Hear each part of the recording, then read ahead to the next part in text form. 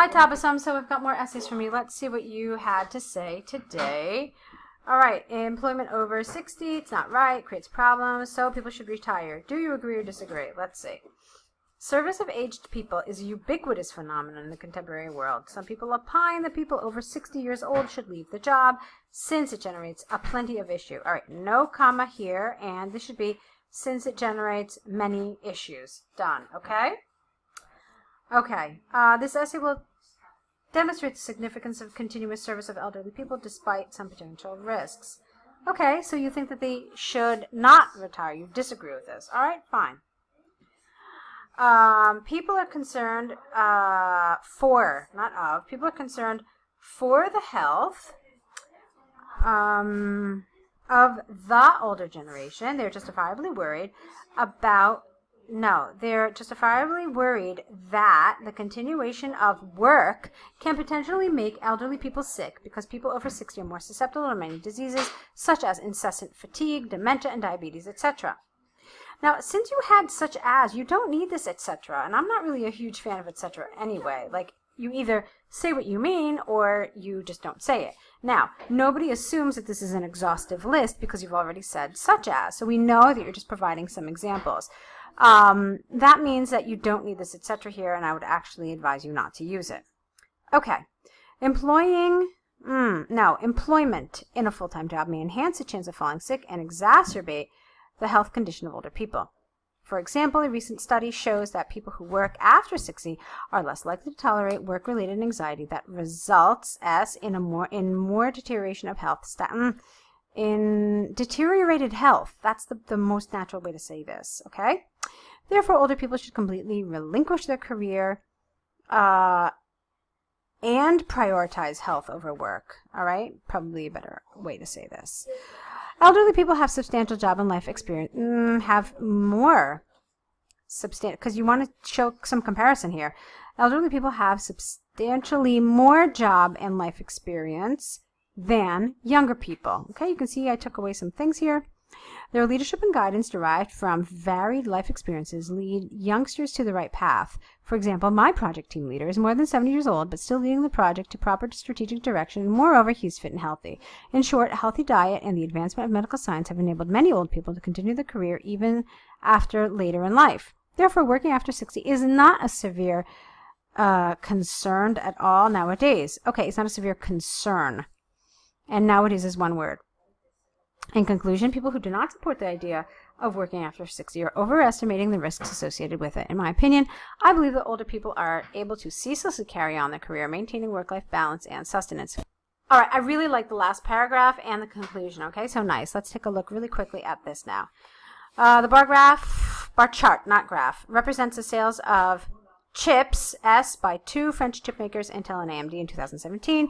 It is a monthly representation of sales from January 2017 to December 2017. Okay, this is a little repetitive. You already said it was 2017. Overall, in 6 different months throughout the year, Intel's selling of chips. You know what? Why don't you simplify this and make it chip sales, okay?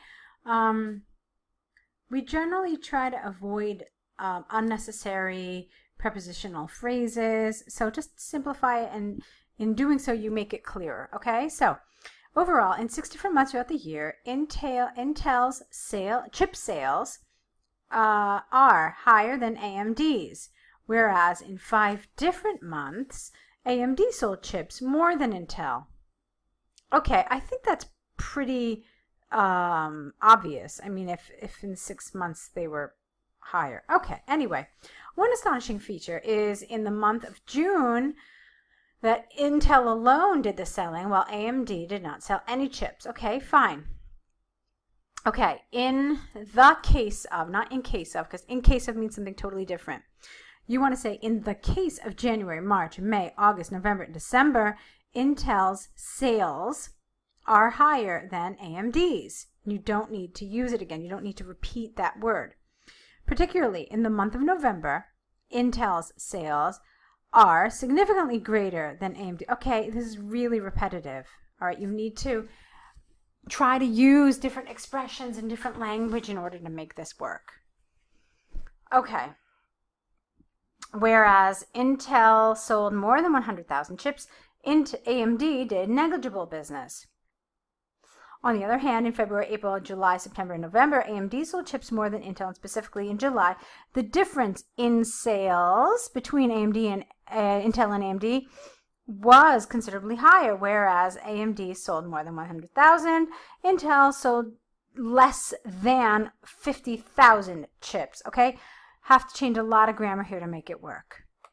One of the interesting and surprising facts is that in the month of June, Intel solely did the business and sold chips much more than, solely did business and sold more than 100,000 chips, whereas figures show that AMD did not sell any chips in that month. Okay, so check this out, Tabassum. What's happening is that I found a lot of repetition here. Okay, there's really quite a bit of repetition, and it was kind of mechanical, so I never really get a clear, how can I say this? I mean, you give me some figures, but not a lot, and as far as I'm concerned, not enough.